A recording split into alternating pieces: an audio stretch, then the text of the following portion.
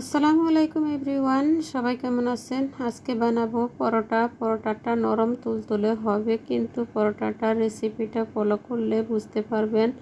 নিয়ে নিলাম হালকা কুসুম গরম পানি আর 2 চামচ ইস, এবং এটাকে ভালো করে ময়েল দিয়ে মতে নিতে হবে 10 মিনিটের মতো। নিয়ে এটাকে 10 মিনিট রেস্টে রেখে দিয়েছি। তার সাথে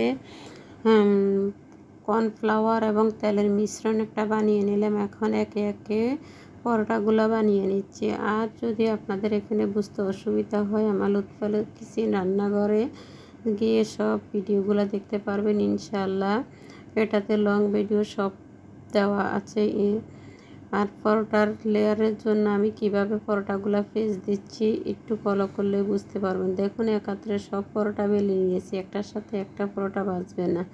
পারফেক্ট ডো হলে কিন্তু একটা পরোটা একটার সাথে বাজবে না। এখন এপিট ওপিট করে ভেজে নিচ্ছি।